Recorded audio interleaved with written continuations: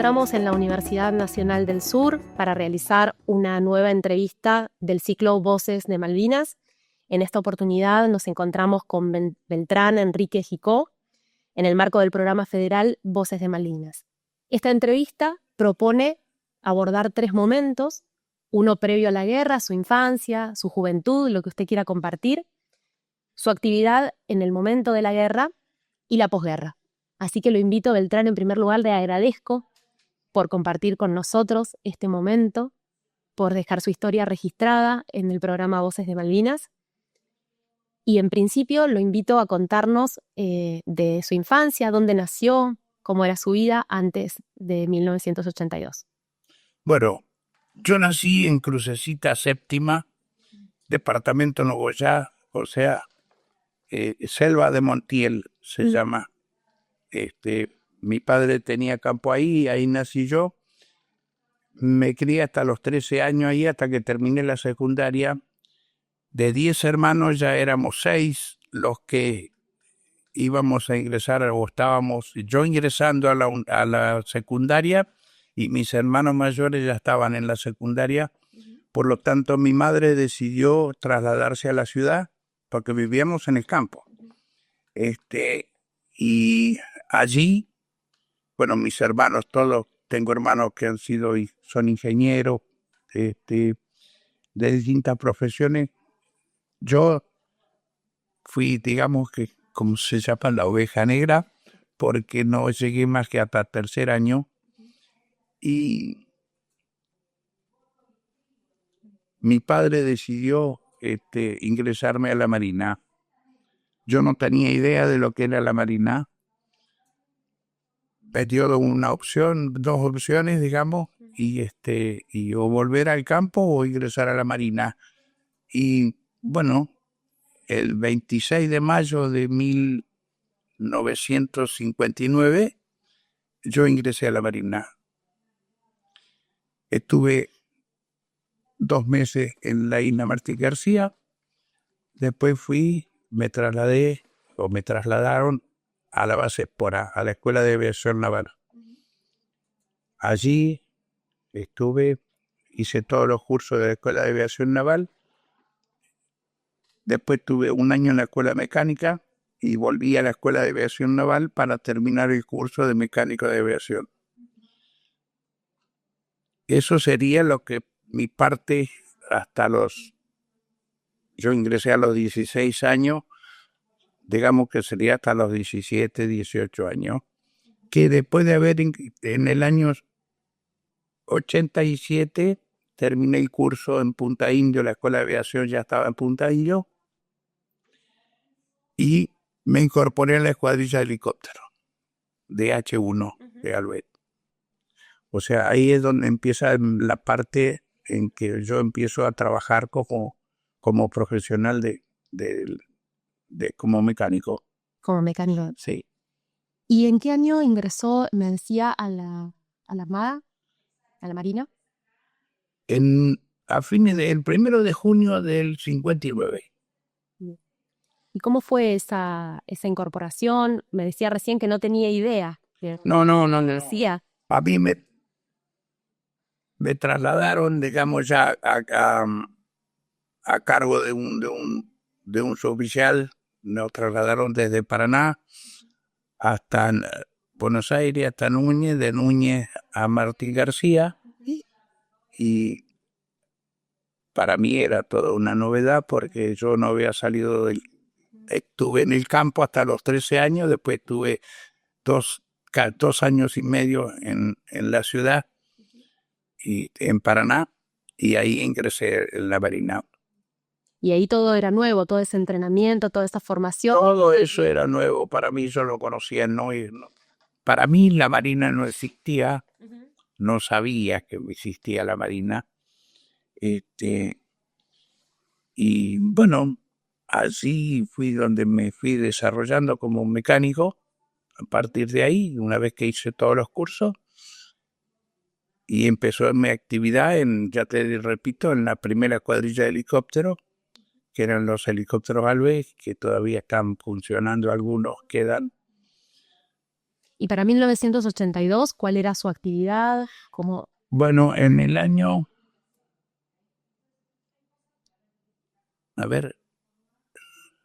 79, se forma la segunda escuadrilla de helicópteros porque traen los helicópteros no, 74, perdón.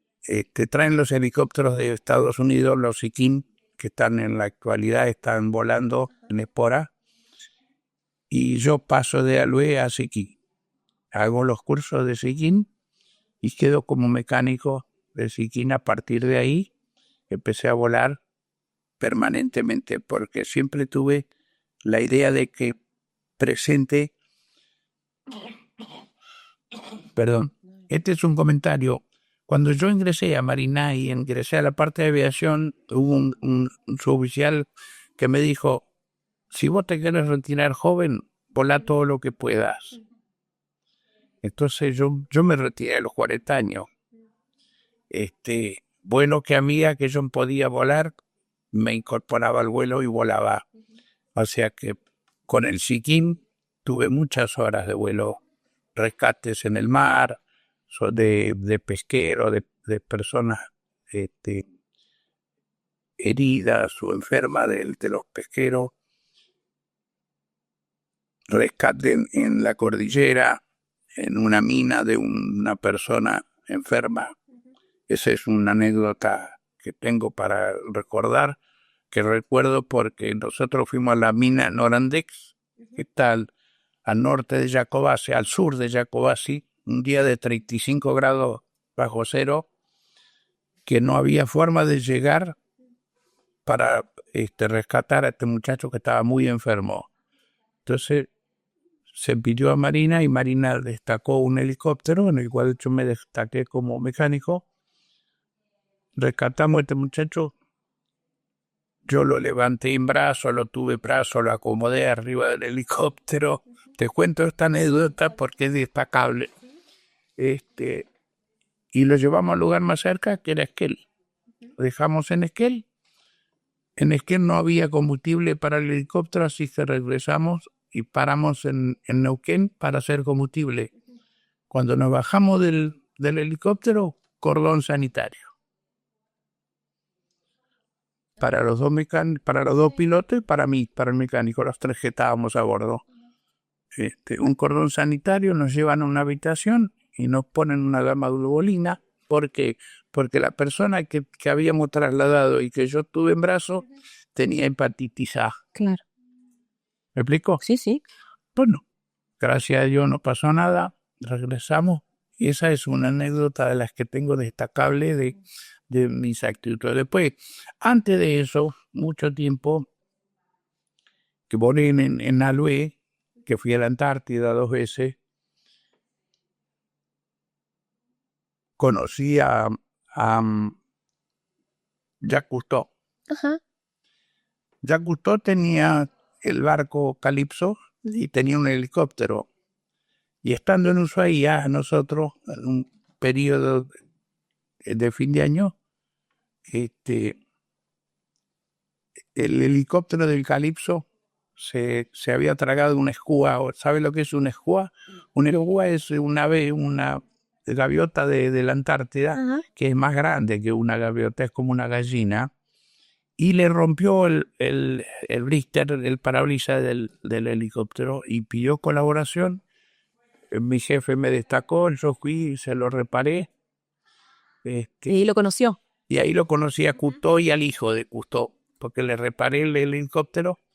Me acuerdo que el buque en el que yo estaba, que era el Bahía Aguirre, zarpaba y vino uno de los pilotos y dice, hijo, nos vamos, que levantan la planchada. Entonces yo agarré mis herramientas, le había terminado el trabajo y me fui. Cousteau me quería agradecer de alguna forma. Yo subí a las escaleras y él me agarraba de los pantalones. Y todo lo quería bajar. Me quería agradecer de alguna forma, no sé, pero bueno, esa fue la anécdota destacable que tengo de mis actividades en la escuadrilla de Alué. Después en la Antártida hicimos muchas tareas, como por ejemplo de reponer mojones Mojones son marcas que se ponen con la bandera, porque en islas que se disputaban con Chile, nosotros íbamos un día, poníamos un mojón, íbamos a los 2 días y había un mojón chileno puesto. Bueno, esa fue una tarea muy destacable también que tuve que hacer en la Antártida. Hay muchas actividades. Actividades. ¿Y cómo llega al conflicto de Malvinas? ¿Cómo llega a 1982? Y bueno, yo estaba en la escuadrilla volando como mecánico. Te explico. La escuadrilla tuvo 20 días operando desde Viedma, del aeropuerto de Viedma, haciendo un control antisubmarino, porque el Siquín es un helicóptero antisubmarino, ¿no es cierto? Porque hacíamos control de la entrada de la bahía y de la entrada del Golfo San Matías, porque se esperaba el ingreso de un submarino a la base de Puerto Belgrano. Entonces nosotros todos los días volábamos muchas horas con 2 o 3 helicópteros haciendo, ¿cómo se llama? Bueno, o sea, el helicóptero tiene un sonar que tiene Como si fuera una detección. como al agua, y es como si fuera un sonar de un barco cualquiera, de un submarino, ¿no es cierto? Y se rastrea a ver si... Bueno, ese trabajo lo estuvimos haciendo el 22 días desde Viedma. Hasta que un día nos destacan. A mí me destacan en un helicóptero a Espora. El resto de la escuadrilla se desplaza, estamos hablando del 28 de marzo. El resto de la escuadrilla se desplaza a Río Grande, Tierra del Fuego. Nosotros, el helicóptero que yo fui a Espora al día 28 fue para colocarle un equipo de un ILS, es un equipo para navegar en el mar, para tener referencias para navegar, ¿no es cierto? Entonces, sí. Y de allí volvimos el día 29, y le colocaron el equipo. El día 30 volamos desde Espora hasta Río Grande. El día 31, estoy hablando de marzo, al helicóptero en el que yo había ido a poner el equipo, lo pintan. ¿Por qué lo pintan? Porque consiguieron una lata de pintura azul y lo pintaron, pero así, a brocha, lo pintaron azul. ¿Por qué? Porque los helicópteros que teníamos nosotros, que eran los Siquín, el que yo volaba, era idéntico a los que tenían los Siquín que tenían los ingleses. Ellos se desplazaban por todos lados con los helicópteros Siquín y estaban pintados de azul. ¿Por qué pasó esto?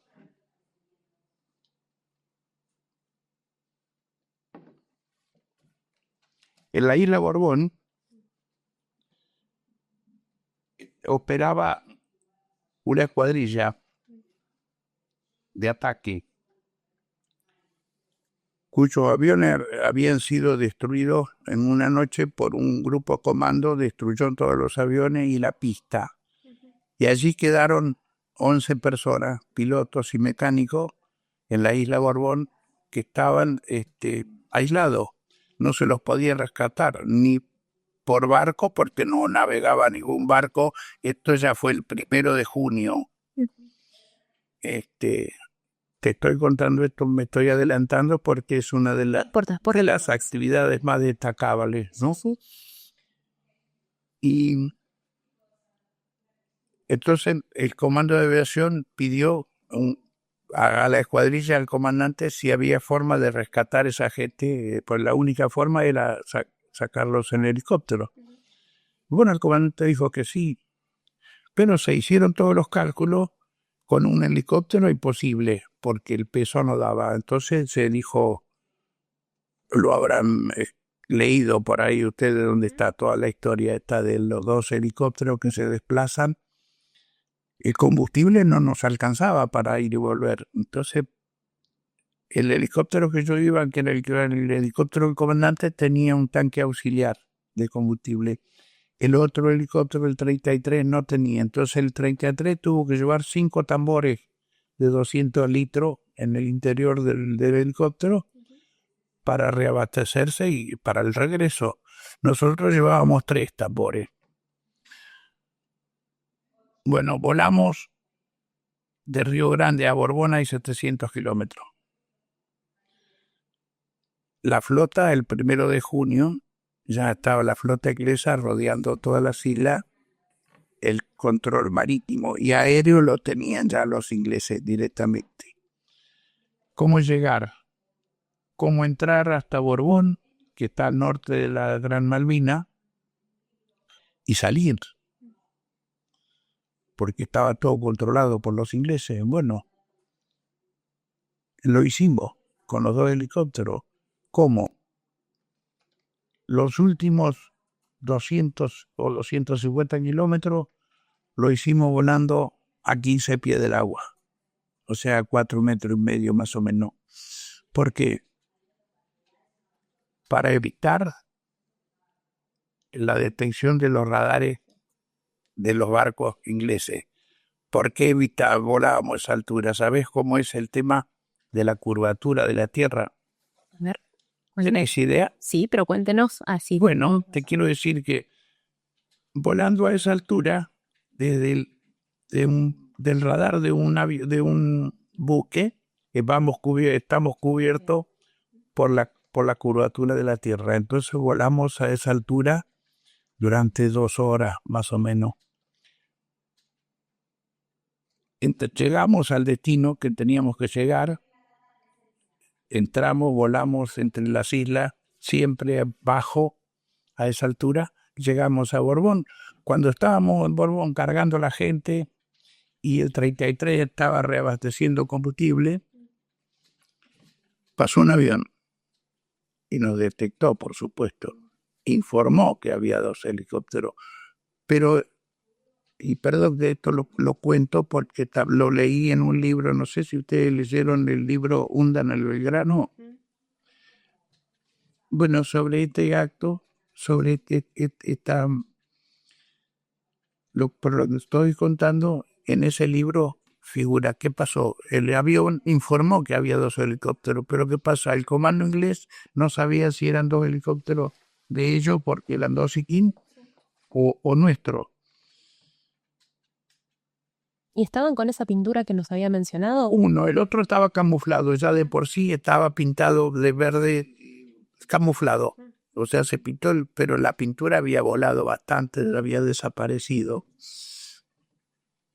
El avión nos detectó, nos vio, informó, pero en el tiempo que ellos tomaron, primero para detectar si eran los aviones de ellos o si eran helicópteros ingleses o argentinos, cuando se convencieron de que no eran de ellos porque en ningún destino habían enviado helicópteros a ese lugar, porque había argentinos aquí. Entonces decidieron ¿a qué fuimos nosotros?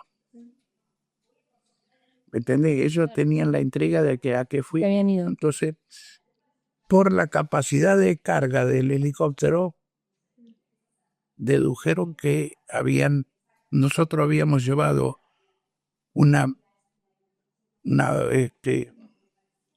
misiles y una planta de lanzamisiles por la capacidad de carga de los dos helicópteros. Entonces, ¿qué hicieron? Decidieron, a los 15 minutos que nosotros despegamos, un helicóptero y un Harrier, ya era de noche porque eran más de las 6 de la tarde, ya allí el 1 de junio en Malvinas, noche cerrada, bombardearon todo lo que había, pensando que nosotros habíamos dejado algo y no nos siguieron a nosotros. ¿Me explico? No nos buscaron a nosotros. No suponían que fueran a rescatar. ¿Por qué pasó? Un helicóptero que tenía un visor nocturno pudo salir volando rasante, pero el helicóptero que estaba yo no teníamos visor nocturno. Teníamos ese instrumento que se había puesto, ese equipo que se había puesto en espora, que cuando fuimos a activarlo nuevamente falló. No nos daba la forma de que cómo teníamos que salir, cuál era el rumbo que teníamos que tomar, nada. Entonces, comandante, estábamos allí y estuvimos 40 minutos. A 20 kilómetros, a 12 millas, estaba la cabecera de playa de los ingleses. Ya de noche nos estaban escuchando porque no sé si alguna vez escuchaste el siquín, el ruido que hace el rotor. Es impresionante, se escucha de lejos y más de noche. Bueno, el comandante le preguntó al copiloto cuál es la alternativa y dice pernotar y salir mañana con la luz del día o elevarnos a 500 pies, poner rumbo a 270 al continente. ¿Por qué elevarnos? Porque hay montes entre Borbón y el mar abierto, hay una cadena de montes que tiene, el más alto tiene 420 pies. Entonces nosotros tuvimos que elevarnos a 500 pies y poner rumbo al continente y que sea lo que Dios quiera, porque a esa altura estábamos en todos los radares de los ingleses. ¿Me explico? Sí. A 500 pies estábamos, todos los radares nos estaban detectando. Pero en vez de seguirnos nosotros y bajarnos, iluminarnos, ellos decidieron bombardear el lugar pensando que nosotros nos íbamos de vuelta y ya habíamos dejado lo que ellos pensaban que nosotros fuimos a llevar. Nosotros fuimos. Entonces, para ellos, pues, yo lo leí también en un libro, para ellos era una locura lo que hicimos. Porque teniendo ellos todo el control marítimo y el control aéreo, 2 helicópteros que van y se meten, ¿me explico? Sí. Bueno, gracias a Dios salimos. Pero fueron 20 minutos que volamos a 500 pies, donde yo estaba convencido que nos bajaban. ¿Por qué? Porque al norte de Malvinas había 2 destructores misilísticos que eran los que bajaban todos los aviones que se acercaban a las islas. Porque vos sabés que desde Chile se le informaba a todos los aviones que iban a Malvinas, se le informaba a Inglaterra los esperaba y ya desde esos barcos y desde la cabecera de playa, estos barcos misilísticos ya sabían cuando los aviones venían y los estaban esperando. O sea que nosotros éramos una presa fácil para un misil, ¿no es cierto? Entonces yo pensé, al saber, estaba convencido de que estábamos en la pantalla de los misiles, de los radares. Bueno, la cosa es que así salimos. Después de esos 20 minutos, bueno, nos planchamos otra vez. Nos planchar quiere decir que nos pusimos lo más bajo posible y volamos más o menos 3 horas, 2 horas, siempre bajo. Cuando el piloto consideró que estábamos lo suficientemente lejos como para que no nos siguieran los ingleses, no se elevan. ¿Pero qué pasó? Un helicóptero salió por un lado y nosotros por el otro. Esto es una cosa, yo te voy a contar, que no la he leído en ningún lado, porque no está publicado. Que nosotros volamos 3 horas y media o algo más sin tener contacto del otro helicóptero. Y el otro helicóptero no sabía dónde estábamos nosotros, ni nosotros dónde estaban ellos. Lo que sabíamos que los 2 helicópteros iban rumbo al continente. O sea, veníamos para el continente. ¿Por dónde? No sabíamos, porque la radio estaba cortada. La orden era sin comunicación. Recién cuando el comandante consideró de que estábamos lo suficientemente lejos de Malvinas y estábamos seguros, recién se comunicó.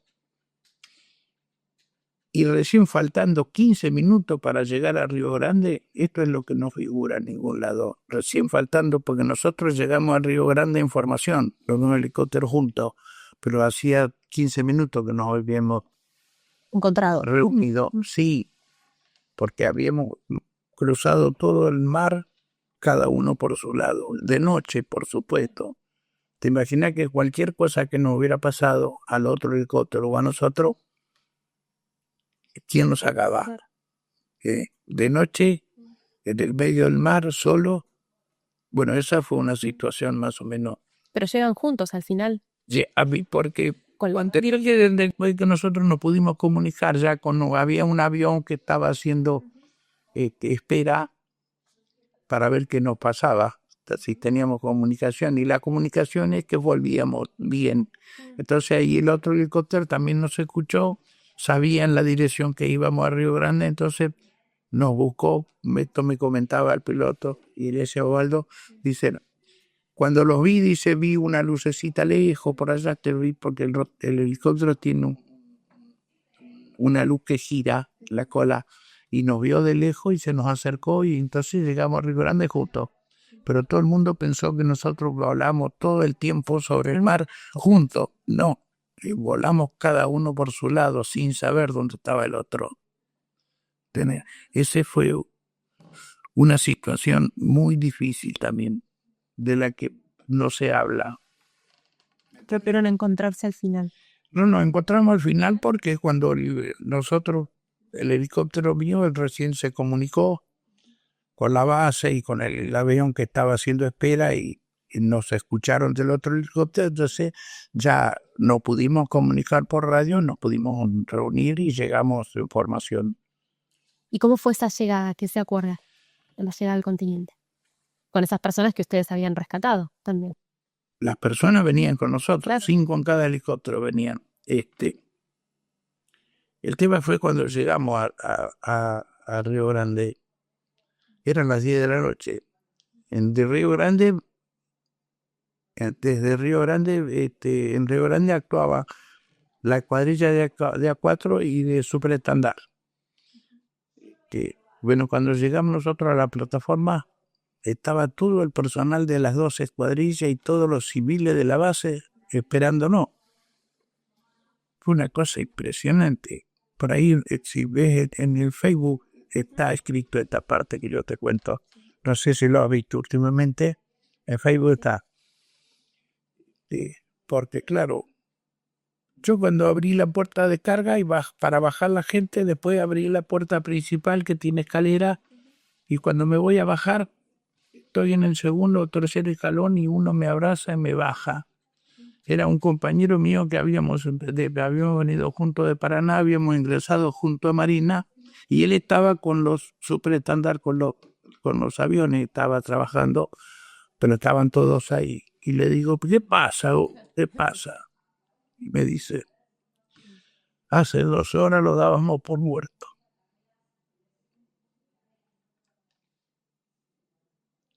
Ese fue un momento también, porque para ellos nosotros hacía 2 horas, como no teníamos comunicación, pensaban, nos habíamos salido a las 2 de la tarde, te imaginas, eran las 10 de la noche, y cuando supieron que veníamos, claro, todo el mundo se reunió a recibirnos. Y este muchacho, Y la alegría de él de encontrarlo. ¿cómo? Y la alegría de él de encontrarlo. ¿Pero qué te parece? Cuando digo, Hugo, ¿qué pasa? Y dice, pero gringo, a mí me decían gringo, dice, hace 2 horas que los hemos dado por muertos, dice. Y bueno, esa fue la anécdota del rescate muerto. Que por eso recibe una condecoración, ¿verdad? ¿Quiere contar cómo la recibió? ¿Por qué tanto tiempo después? No, ignoro. Yo sé que nos avisaron de que nos iban a condecorar. El 17 de mayo se hizo una formación general en Puerto Belgrano, en el estadio. Por ahí tengo fotografías, grabaciones, tengo también. Estaba el estadio lleno de gente. Hubo un desfile de toda la marina, de los buques, de infantería, de la aviación, desfilaron todos. Nosotros estábamos 5 de los 6 tripulantes que fuimos a Malvinas, porque uno de ellos vive en Rosario y no pudo, estaba con problemas y no pudo viajar. Pero los 5 que estábamos, estuvimos parados en una tarima mientras pasó el desfile, hasta los veteranos desfilaron, todos los veteranos, compañeros nuestros también. Y en ese momento el ministro de Defensa era Assad, me parece algo así. Bueno, él fue el que nos condecoró, colgó la cruz. Por supuesto estaba mi familia, estaba toda la familia de todos, ¿cierto? Y una nuera mía es la que filma todo. Que filmó todo. Sí, todo está todo filmado. Sí. ¿Cómo fue compartir ese momento con la familia? Es muy agradable, por supuesto, sí, claro, muy lindo. Otro momento muy lindo fue cuando me nombraron ciudadano ilustre de Bahía Blanca. ¿Sabías que somos ciudadanos ilustres de Bahía Blanca? Sí. Bueno, también fue un momento muy agradable para mí y para mi familia, por supuesto. ¿Cómo recuerda el final de la guerra? ¿Cómo se enteró? ¿Dónde estaba en ese momento? Bueno, ese es otro tema también un poco escabroso para comentar.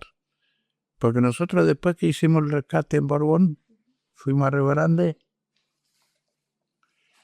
y nos incorporamos al Irizar, que ya se había sido transformado en buque hospital, y nos desplazamos a Malvinas en el Irizar. Estábamos anclados en el puerto en Malvinas, y desde el buque hacíamos traslado de los heridos del frente de combate hacia el buque. El día 14 fue el día más de mayor intensidad de combate. Bueno, nosotros a partir de las 3 de la tarde, cuando se dio la voz de alto el fuego, nos autorizaron a rescatar a los heridos que estaban luchando en el frente, o sea, fuimos al frente directamente a rescatar a los heridos y los más graves los traíamos al buque. Y si querés te cuento, es un poco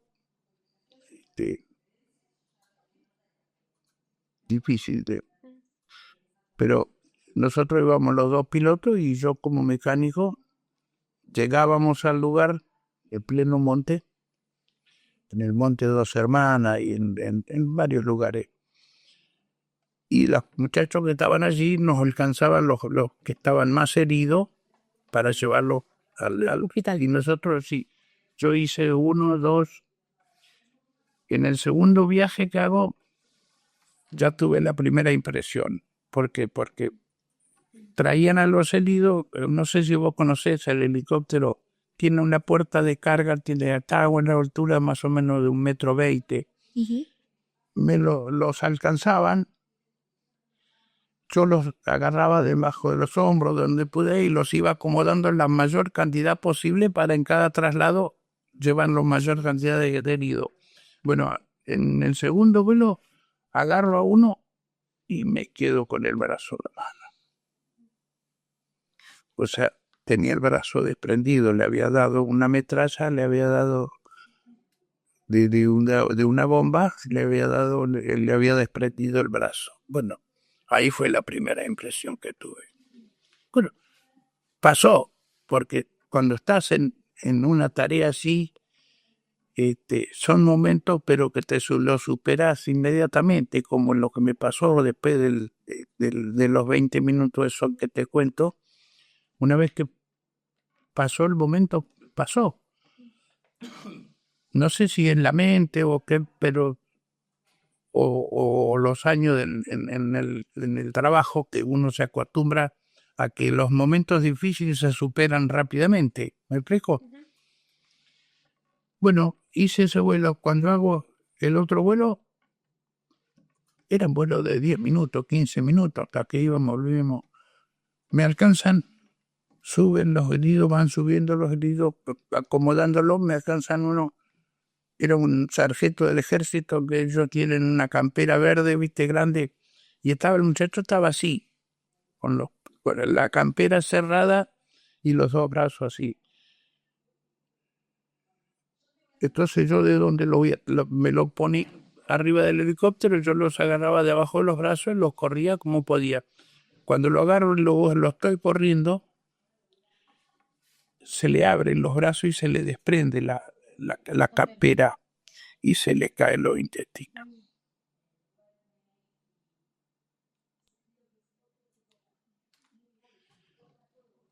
Yo como lo único que hice fue sacarme los guantes que tenía y ayudarlo a le metí los intestinos para adentro. Se salvó. Gracias a Dios. Después me enteré que se salvó. Sí. Porque yo y él también, entre los dos, le cerré la campera y cuando llegamos al buque le hago seña a uno de mis compañeros, está herido, está abierto entero, llévenlo urgente. Y le aclaro, una metralla, una esquirla le había abierto todo el estómago y se le habían salido, se le salieron. Cuando él no se los tenía con la campera, cuando yo lo agarro de abajo de los hombros, lo tiro, le abro la campera al aro, le corro los brazos y le abro la campera. Y ese fue un momento muy impresionante. A mí, te podés imaginar. Sí. Bueno, después de eso, vinimos al continente y de ahí ya vinimos a Espora el día 15, 16, no recuerdo bien. Volvimos a Espora y para mí terminó la guerra. Después eso fue en junio. Yo en agosto me trasladé a Buenos Aires, pedí el cómputo que tenía de la situación mía con respecto al cómputo de los años de servicio. Y como te decía al principio, que había un subjefe que me había dicho que volara mucho, entonces cuando fui, yo tenía de servicio, para retirarme necesito 35 años. Yo tenía entré en el año 59, el año a fin del 82, para el 83 tenía 23 años. 24 años iba a tener 24 años de servicio. ¿Qué pasa? Nosotros, después de los 20 años de servicio, tenemos derecho a una licencia de 6 meses. Entonces, pedí el cómputo. Cuando me dan el cómputo, tenía 9 años computado doble. Por las horas de vuelo, por los tiempos que había volado. Porque volando 10 horas por mes, te computaban el mes doble para las jubilas, para el retiro. Para nosotros el retiro, para todos ustedes, jubilación, ¿no es cierto? Te computaban el mes doble. O sea, yo tenía muchas horas de vuelo. Entonces me computaron 9 años doble. Digo 9. Pedí la licencia el 1 de enero del 83.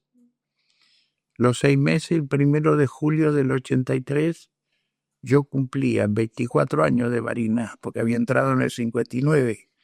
Cumplía 24 años, justo el 30 de junio cumplía los 24 años de marina, el 1 de junio cumplí los 24 años de marina, el 1 de junio, y el 1 de julio me retiré. Me dieron retiro. Y en total computé 33 años. Por las horas de vuelo. Con las horas de vuelo. O sea, me retiré me faltaba un 4% para irme con el 100% del sueldo. Y por ese 4% no me quedaba. Mi señora no quería saber nada de París. Y me fui. En el año 83 me retiré. Usted ha participado de distintas charlas contando su historia. ¿Cómo se reencontró con eso después del retiro, después del final de la guerra? Empezó a hablar. Es lo que me pasa, que no puedo hablar mucho porque me pasa lo que me pasó ahora. Hay momentos que no me los puedo olvidar. Entonces yo te cuento y se me presenta el momento como si fuera actual. ¿Me explico? Por eso trato. Me han invitado a dar charlas, vos sabés que yo a Escazú voy a dar charlas, ya debes saber bastante de mí, ¿no es cierto? Pero la gente me pide que vaya ido, por ejemplo. Yo voy porque por malvinizar de una manera y por informar a la gente de muchas cosas que no se sabe. Porque hay tanta gente que no sabe porque no se informó. Como por ejemplo, yo te digo a vos ¿por qué sabés por qué fue la guerra en el 82? ¿Vos sabés por qué fue la guerra en el 82? ¿Por qué piensa usted que fue la guerra en el 82? No, ¿por qué pienso? No, porque sí. Mucha gente se dice, fue un general borracho que los mandó a los chicos a morir a Malvinas. ¿Vos sabías que hay un convenio internacional que teniendo posesión de un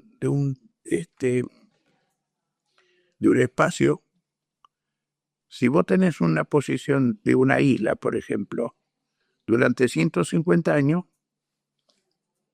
si no hay un reclamo fehaciente de quien se considera que tiene ¿cómo se dice? No me sale la palabra.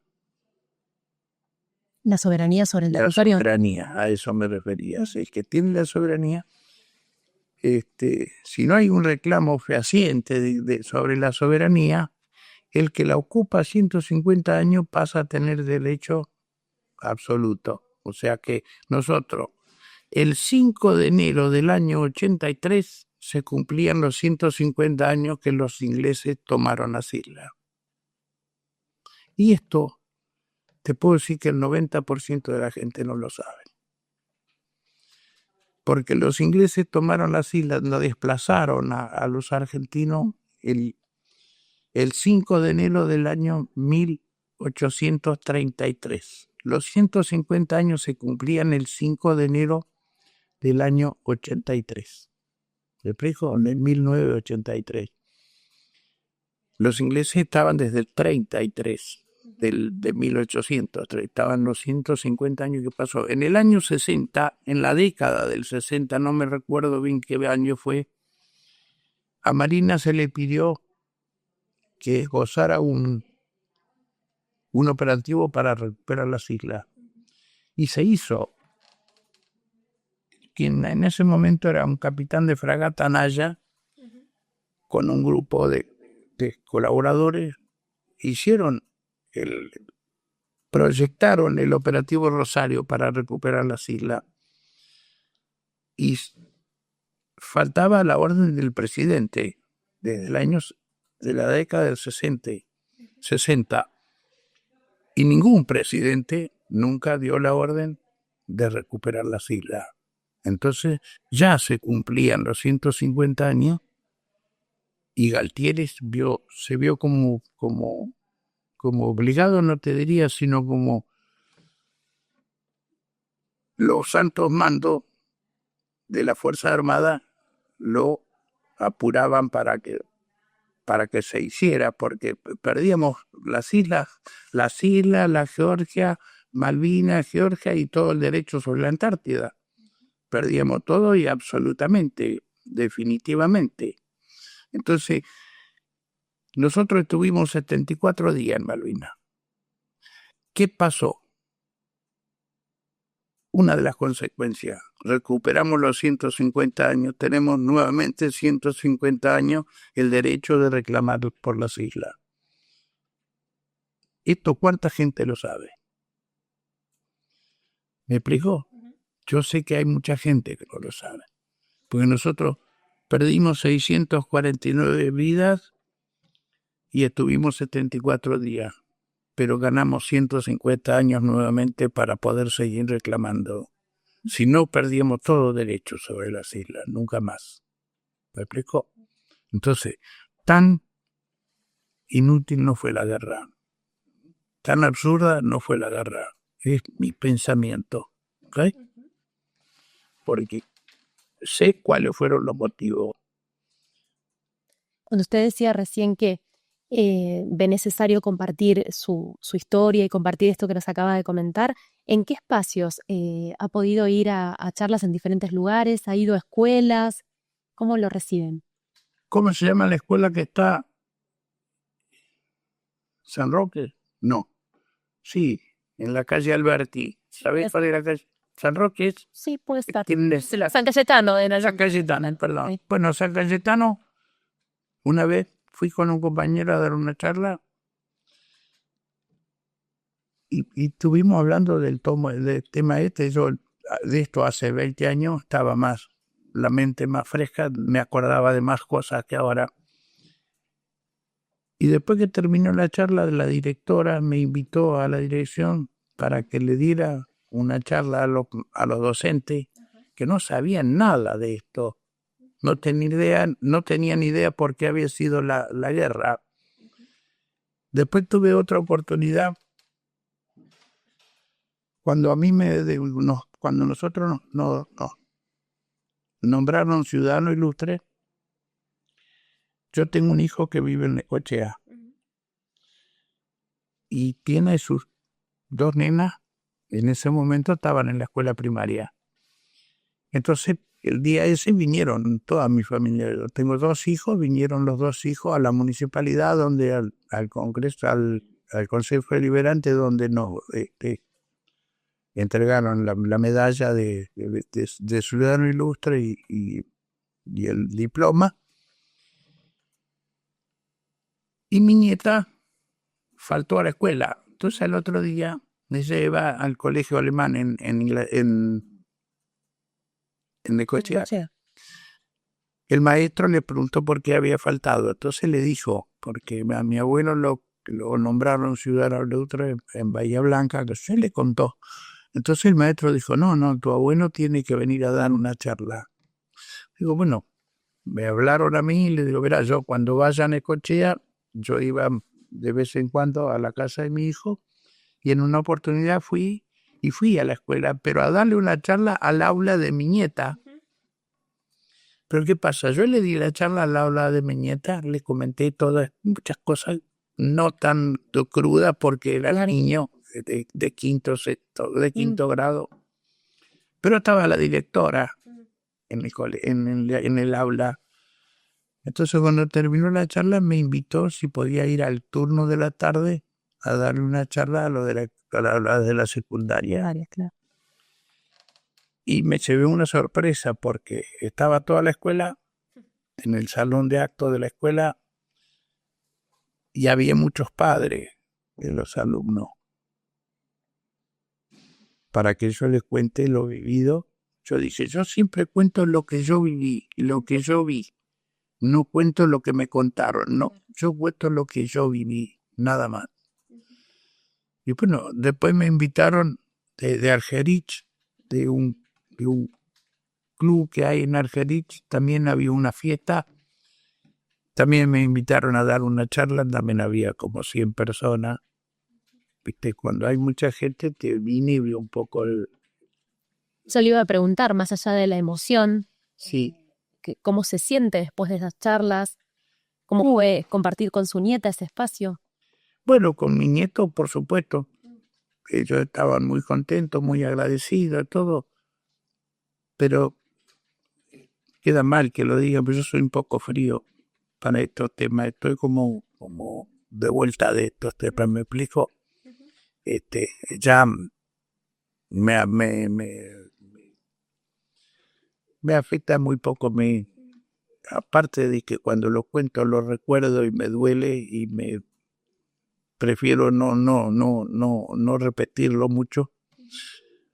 Pero después es como que ya lo dije, ya pasó, ya está, ¿viste? Esos serán los 80 y pico que me han enseñado a superar las situaciones. ¿Me explico? Bueno, después te cuento, me retiré, tenía 40 años. Había una empresa de Buenos Aires que me pediste que te comentara Sí, claro. las 3 etapas, ¿no es Sí. cierto? Te voy a... Vamos por la tercera. Había una empresa de Buenos Aires, Carla, que me ofreció representarlo,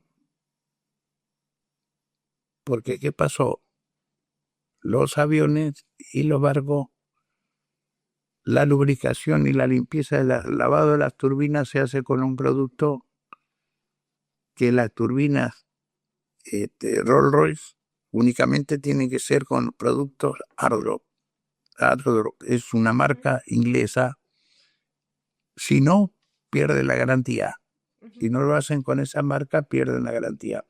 Pero un laboratorio de Buenos Aires hizo un espectro del producto y lo hizo tal cual. Entonces, como las relaciones con Inglaterra estaban suspendidas, Carla le empezó a vender a Marina para el mantenimiento de las turbinas. Y bueno, yo hacía de intermediario, ¿me explico? Sí. Estuve así, tuve 1 año y medio, 2 años. ¿Qué pasa? Después que entró Alfonsín, un tiempo después, las relaciones con Inglaterra volvieron a funcionar. Ardrop abrió una oficina en España y a través de España con Argentina empezaron a reiniciaron la comercialización de los productos. Entonces Carla volvió a quedar y dejé de trabajar con Carla porque se terminó el trabajo. Después trabajé con un muchacho que se dedicaba a hacer frigorífico. También era un arquitecto que él hacía todos los proyectos, hacía controlaba, o sea, la edificación de los. Yo me dedicaba a abastecer de todo lo necesario para los frigoríficos, como uno de Hacha, como uno de Pigüé. Hay varios frigoríficos que yo lo único que hacía es venderle desde las botas hasta las máquinas. Viste que los frigoríficos tienen distintas máquinas, molador, se llaman los digestores, todo las calderas, todo. Bueno, yo me dediqué a eso como 2 años. Después, cuando salió el tema de los remis, me compré un remis. Un montón de actividades distintas. Y bueno, con el remis lo tuve hasta el año 2010. Me jubilé con el remis. Sí, porque yo lo tuve 18 años. Y me dieron la oportunidad, me dio la oportunidad de esos 12 años que me faltaban, los pagué. Claro. Y me jubilé. Es la mínima, pero ayuda. La nación me paga una pensión de guerra, la provincia me paga una pensión de guerra y de la Armada tengo la jubilación, el retiro como normal, como cualquier otro. ¿Me explico? Entonces me he dedicado a muchas cosas. Y mi señora es jubilada de acá del Estado. Entonces nos dedicamos a pasear.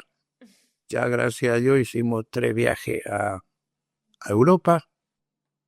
Conocemos bastante. Tenemos pendiente uno ahora a Portugal. Sí, mi señora quiere conocer Portugal. Bueno. Y así ha sido mi vida. Le iba a preguntar si usted participa en las conmemoraciones del 2 de abril, del 2 de mayo. ¿Suele participar en los actos en Bahía Blanca? Sí. Últimamente no, porque he tenido un problema con un problema de salud que no me deja estar mucho tiempo parado. ¿Pero ha participado? Sí, este año no. ¿Qué pasó ahora con el tema de las inundaciones? También. ¿Te imaginas? Mi dirección, vos sabés cuál era. Guatemala. Sí, me comentó mi compañera. Bueno, a 30 metros del canal. Mi casa fue un desastre, 1,20 m de agua. Los vecinos del edificio nos evacuaron por los techos. Claro. ¿Qué pasó? A mi señora, cuando la bajaron de la cornisa, la bajaron de espalda, de boca arriba, y le fisuraron 3 vértebras y le aplastaron una vértebra. Claro. Y está con un andador, está en recuperación, pero el viaje se suspendió por ahora. Qué difícil todo eso también. Así ha sido. Pero viaje, por ejemplo, tengo la suerte de tener una familia muy unida. Bueno. El año pasado, no, este año, en enero, somos 12 de familia. mis hijos, mis nietos y un yerno, un yerno, un nieto yerno. Así se compone la familia, somos 12. Y en enero de este año fuimos a Cartagena, los 12. Y tuvimos 10 días en Cartagena, tuvimos 5 días en Cartagena y 5 días en Barú. Que si a alguno le gusta el Caribe y quiere conocer Barú, va a estar en el paraíso. Es un espectáculo. Sí. Vamos a pedirle a la compañera que anote. Barú. Sí, anotá Barú. Espérate, hay un hotel que es media isla prácticamente. Todo incluido, ¿viste? Todo inclusive. Así que vamos a anotar Barú. Tienes la playa. Sobre la playa hay bares. Desde la Coca-Cola hasta el whisky, lo que consuma, está todo pago, entrada. Bueno, el abuelo se hizo cargo. El abuelo se hizo cargo. Bueno, muy bien. El abuelo se hizo cargo de los pasajes y de los hoteles. Lo demás se encargó mis hijos. Pero me hicieron una trampa, porque en ese hotel, 5 días, era todo incluido. Yo pagué el hotel. Claro. Pero con todo incluido. Entonces dije, bueno, muy bien, yo voy a pagar. Pero yo que lo voy a consumir, porque cuando hicimos el trato de que ellos pagaban todo, yo pagaba pasajes y hoteles y ellos pagaban consumo. Claro. Digo, pero atento que voy a comer langosta. Claro, voy a comerla después. Hasta que una noche me hicieron comer una langosta. Bueno, Beltrán, le queremos agradecer por compartir su historia con nosotros. Te estoy contando hasta de mi vida privada, así que más no me pida. Bueno, terminamos con esto que es su presente y algo muy lindo que es lo que pudo vivir con su familia. Gracias a Dios hasta ahora. El año pasado tengo una nieta que vive en Chicago, porque hizo la carrera en ¿cómo se llama? La universidad de... Esta universidad tan famosa que hay en Buenos Aires, en Tigre, no me sale el nombre ahora. Bueno, hizo la carrera ahí y Facebook la contrató el último año. Y cuando terminó, o sea, ella trabajaba para Facebook, las horas libres que tenía trabajaba. Y cuando terminó, ella pidió irse a Irlanda. Entonces le dijeron, mira, en Irlanda no tenemos vacantes, tenemos una vacante en Chicago, ¿se te interesa? Sí, se fue a Chicago. De esto tiene 27 años, de esto hace 4 o 5 años. Y el año pasado con mis 2 hijos, yo tengo 2 hijos varones, con los 2 hijos nos fuimos a Nueva York. ¿Por qué? Porque mi señora nunca quiso ir a Nueva York. Por eso fuimos 3 veces a Europa, pero nunca a Nueva York. Yo siempre quise. Entonces mi hijo el mayor dice, papá, ¿vos siempre quisiste ir a Nueva York? Sí, vamos a Nueva York, vamos. ¿Y qué condiciones? No, y vos sabés las condiciones. Es lo incluso. Entonces fuimos a Nueva York, fuimos a Washington y después nos fuimos a visitar a mi nieta a Chicago. Y estuvimos, gracias a Dios, unos días en Chicago, en el lago. Nos bañamos en el... Un espectáculo. Y, ¿sabes? Tengo buena relación con toda la familia. Está bueno. Sí, y nos reunimos de vez en cuando. Por algún acontecimiento nos reunimos todos. Sí. Bueno, Beltrán, le agradecemos mucho su participación en Voces de Malvinas. Gracias. Yo le pido, si me excedo un poco a veces en la narración, le pido Estamos por favor. No, gracias. Hablo demasiado. No, por favor.